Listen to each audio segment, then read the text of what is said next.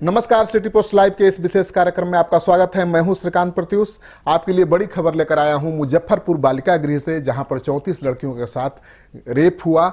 जी हां, सीबीआई इस मामले की जांच पड़ताल कर रही है और कई अहम खुलासे सामने आ चुके हैं।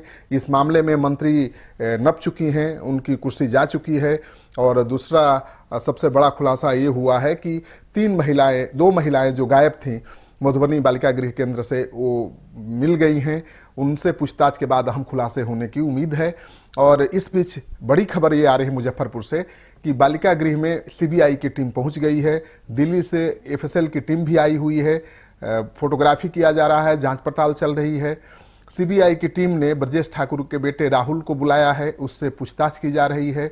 सूत्रों के हवाले से जो खबर मिल रही है कि प्रभात कमल के साथ साथ कई अखबार ब्रजेश ठाकुर चलाते थे, लेकिन आधिकारिक तौर पर उसके संपादक उनके बेटे राहुल थे। उनसे पूछताछ सीबीआई कर रही है और पता करने की कोशिश कर रही है कि कितना अखबार छपता था, कितना सरकारी विज्ञापन मिलता था। तो ये जो बालिका गृह केंद्र है, उसी में नीचे उनका प्रिंटिंग प्रेस था, उसी में उनका दफ्तर था प्रातः कमल का। और कहा जा रहा है कि जिस तरह से खुफिया बनावट थी घर की, कि प्रेस में कोई घुसता था और बालिका गृह केंद्र में अंदर अंदर पहुंच जाता था। लोगों को लगता था कि लोग प्रेस में ब्रजेश ठाकुर के साथ जा रहे हैं या उनसे मिलने जा रहे हैं, लेकिन प्रेस से सीढ़ी बनाई गई थी तीसरे मंजिल पर, जहां बालिकाएं रहती थीं वहां जाने के लिए। और अंदर अंदर ही लोग बालिका गृह में चले जाते थे। और जब बाहर निकलते थे, बाहर के लोगों को दिखता था कि प्रेस में गए हैं, प्रेस से बाहर आ रहे हैं, बालिका गृह बिल्कुल सुरक्षित है। लेकिन ऐसा था नहीं। खुफिया रास्ते के जरिए प्रेस में घुसकर बालिका गृह तक लोग जाते आते थे। तो अब मंजू वर्मा के पति का नाम तो इसमें जुड़ ही गया है, वो लपेटे में पूरी तरह से आ ही चुके हैं। सीबीआई उनकी भी तलाश कर रही है। सूत्रों के हवाले से जो खबर मिल रही है, ब्रजेश ठाकुर की जो प्रमुख राजेदार है मधु, उसका कोई अता पता भी नहीं है।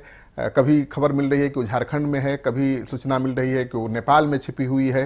तो सीबीआई की टीम उसकी तलाश में जुटी हुई है, क्योंकि उसके मिलने के बाद ही बड़े बड़े राज खुलेंगे, सामने आएंगे।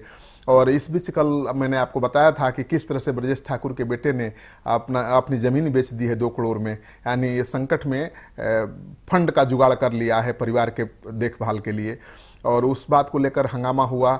जिलाधिकारी ने आदेश जारी कर दिया कि इस बालिका गृह से जुड़े हुए कोई भी लोग अपनी संपत्ति नहीं बेच सकते हैं। लेकिन सबसे बड़ा खुलासा ये हुआ है, जो हम पहले ही कर चुके हैं आपके लिए, कि ब्रजेश ठाकुर पेपर पर कहीं नहीं है इस एनजीओ में। और जो नोटिस निकला है कि संपत्ति बेच नहीं सकते, उसमें ब्रजेश ठाकुर और उनके बेटे राहुल का कहीं नाम ही नहीं है। तो अब सीबीआई वहां पहुंची है, कैसे इसको संभालना है, कैसे ब्रजेश ठाकुर की भूमिका तय करनी है इस बड़े स्कैंडल में, इस पर विचार चल रहा है। तो मामले की पड़ताल तेज कर दी है सीबीआई ने, क्योंकि सुप्रीम कोर्ट और हाई कोर्ट की नज़र लगातार बनी हुई है। सुप्रीम कोर्ट कई बार बिहार और उत्तर प्रदेश की सरकार को सूचना नहीं देने के लिए फटकार लगा चुका है। तो अब कोर्ट की निगरानी है, सीबीआई बहुत फास्ट प्रोब कर रही है और ऐसी उम्मीद की जा रही है कि बहुत जल्द ही बड़े बड़े खुलासे होंगे। तो जो भी इस मामले से जुड़ा हुआ खुलासा होगा, हम आपके लिए सबसे पहले लेकर आने की कोशिश करेंगे। लेकिन अभी खबर यही है कि दिल्ली से सीबीआई की टीम एफएसएल की टीम लेकर पहुंची है। और सबसे बड़ी बात यह है कि फिर से सीबीआई इस बालिका गृह की खुदाई करने वाली है। पता है कि बालिकाओं ने आरोप लगाया था कि एक छोटी सी बच्ची ने जब सेक्स रैकेट में जाने से मना किया, उसका विरोध किया, तो उसकी इतनी पिटाई की गई कि उसकी जान चली गई और उसके शव को बालिका गृह में ही दफना दिया गया। उसकी खोजबीन के लिए मुजफ्फरपुर पुलिस ने खुदाई की थी बालिका गृह की, लेकिन कुछ मिला नहीं। लेकिन सीबीआई को लगता है कोई इनपुट मिला है, नया इनपुट, और उसके आधार पर फिर से जेसीबी मंगाया गया है।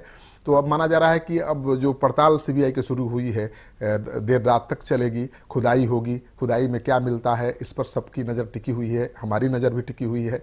जैसे ही कोई नई सूचना आएगी, हम आपके लिए लेकर प्रस्तुत होंगे। आपको हमारी ये खबर अच्छा लगे तो इसको शेयर करिए, हमारे YouTube चैनल को सब्सक्राइब करिए। आपका लगातार सहयोग समर्थन मिल रहा है, इसके लिए बहुत बहुत आभार। नमस्कार।